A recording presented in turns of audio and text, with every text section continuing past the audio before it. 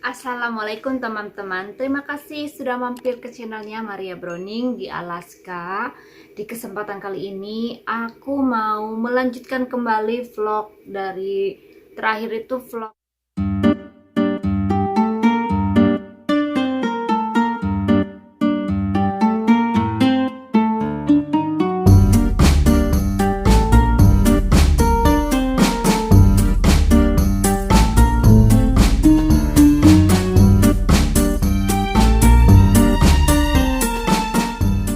Waktu mereka tahu aku itu puasa, mereka ikutan puasa.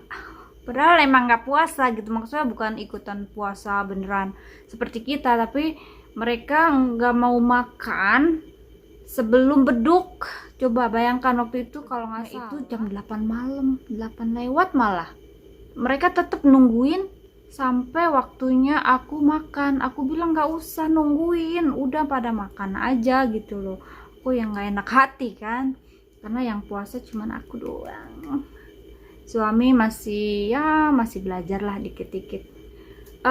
Terus dari situ aku seneng, aku lihat masjid di kampung kelahiran suami, ikut sholat juga di situ. Terus kita ngabisin waktu 2 hari di tempat mamahnya. Tanggal 13 Juninya kita ke Houston. Kita tuh kalau kemana-mana tuh ya pakai mobil gitu walaupun jauh. Aku ke Houston karena harus ngurus pertama lapor diri, kedua minta keterangan kalau aku menikah di Corpus Christi. Setelah menikah, kalau kita pulang ke Indonesia harus segera ngurus ke Capil untuk mendaftarkan surat nikah kita. Itu penting banget mendaftarkan ke Capil karena akan dipakai untuk segala macam urusan termasuk ngurus kita suami nantinya. Nah, untuk teman-teman yang belum mendaftarkan ke Capil, mendingan segera deh daftarkan ke Capil. Nah, di Houston kebetulan aku ketemu juga temenku yang waktu itu ketemu di kedutaan Amerika di Jakarta. Waktu di vlog ke-8 kalau nggak salah aku udah pernah cerita ketemu 2 orang yang memang menikah dengan warga negara Amerika dan menjadi teman.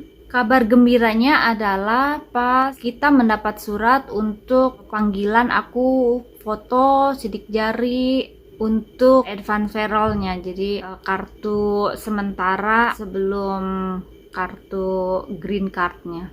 Aku seneng tinggal di San Antonio karena downtown-nya itu banyak gedung-gedung tua banget, banyak-banyak gedung yang kayak di Eropa gayanya, lebih kelihatan artistiknya. Suami sih pastinya udah bosan karena dulu kan dia juga tinggal di San Antonio. Nah, ini penantian panjang yang akhirnya tiba juga, yaitu kita pergi ke Chicago untuk memulai prosedur pengobatan MS-nya. Kita bertiga berangkatnya. Suami sudah pesan tempat tinggal berupa kamar sih, tapi kamarnya itu ada 3 tempat tidur. Jadi kita bertiga tidur di satu ruangan dan posisinya itu dekat ke rumah sakit. Di situ aku mulai khawatirnya, mulai deg-degan gitu karena gimana ya sedih aja gitu ngelihat suami di rumah sakit dan yang jaga bukan aku paling bawain baju terus ke apartemen lagi karena nggak bisa lama-lama juga kan nunggunya. Dan aku perhatiin ya rumah sakit di sana itu memperlakukan pasiennya tuh bener-bener kayaknya steril banget gitu. Karena kalau misalnya suami perlu apa-apa kan pencet bel nih, kita datang susternya langsung pakai masker, pakai sarung tangan, pokoknya rapi, kebungkus semua. Udah gitu nih, udah pakai ini juga segala pokoknya buat nutupin baju kerjanya suster. Udah gitu itu semua dibuang, ini sarung tangan buang. Nah, kalau mau manggil lagi sama begitu lagi, pakai lagi yang baru gitu. Nah, kalau sehari 10 kali bolak-balik berarti dia buang masker dan segalanya itu kayaknya boros banget gitu ngelihatnya. Cuman ya aku nggak mau mikirin deh. Suami sih nggak pas kita datang langsung di rumah sakit, enggak sih. Jadi pas tanggal 21-nya suami mulai ambil darah, terus ambil apalah, pokoknya dirawat dia di rumah sakit, terus nanti pulang gitu ya. Itu masih bolak-balik antara hotel sama rumah sakitnya.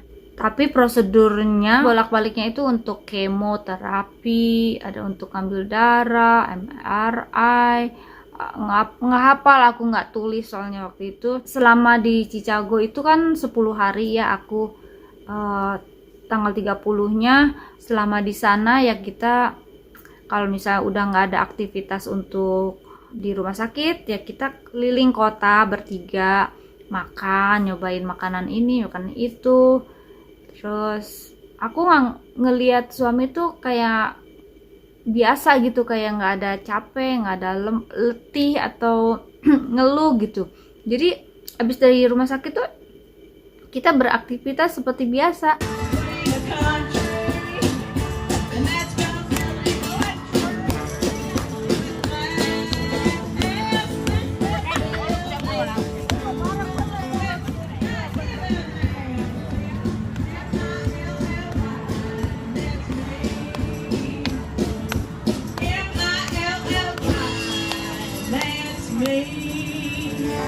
Waktu di rumah sakit itu aku sampai aduh gimana mau nyegahnya susah, suami tuh keras kepala banget. Jadi itu ada kateter, pokoknya ada jarum di mana-mana. Dia bosen gitu di duduk terus, bapak tiduran terus. Dia itu keliling jalan keluar, jalan pakai baju baju operasi gitu. Jalan ngelilingin satu lantai, jalan kaki dengan ini ya, cepet lagi pula. Mana gondol-gondol kateter, aduh aku ngelihatnya ngilu banget. Aduh ngapain sih, udahlah di sini aja kalau mau jalan-jalan di ruangan gitu maksudnya. Tapi dia nggak mau gitu, dia saking semangat banget untuk sembuh. Sedih banget. Itulah perjuangan suami melawan MS-nya. So tiba waktunya advance payrollku sampai. Waktu kita di Chicago, advance payrollnya, kartunya udah jadi dan dikirim ke Texas, ke tempat mama mertua. Nah dari mama mertua itu kita nunggu dikirim ke Chicago. Nah di Chicago pokoknya kita udah prediksi, oh ini tanggal sekian pasti nyampe lah ini kartunya. Jadi suami udah berani pesen tiket aku pulang. Aku sih sebenarnya ada sisi yang aku pengen nungguin suami di rumah sakit, tapi di sisi lain anak-anakku lebih butuh aku gitu. Aku juga udah tenang ada temennya suami yang mendampingin. Jadi ya aku terpaksa pulang, walaupun prosedurnya itu masih seminggu lagi suami di sana, di Chicago. Jadi ya selama hampir 4 bulan itu di Amerika setelah menikah, memang situasi kondisi kami itu bukannya layaknya pengantin baru yang happy-happy, yang seneng-seneng.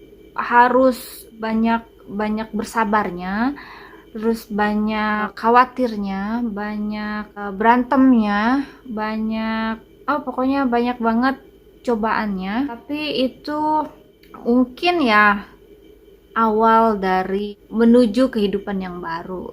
Jadi ya kami walaupun sering berantem waktu itu ya syukurnya karena suami cepat memperbaiki walaupun lagi dan lagi. Tapi itu cukup membantu aku untuk mengenal dia lebih baik lagi, mengenal dia juga mengenal aku lebih lagi. Jadi ya 4 bulan itu proses saling mengenal satu sama lain. Kalau ada pertanyaan silahkan tanya di sini di bawah, atau mendingan kita berteman yuk di Instagram Mariau Browning. Kalau bilang dari YouTube, aku pasti follow back. Oke, sampai ketemu lagi di video berikutnya. Assalamualaikum, bye-bye.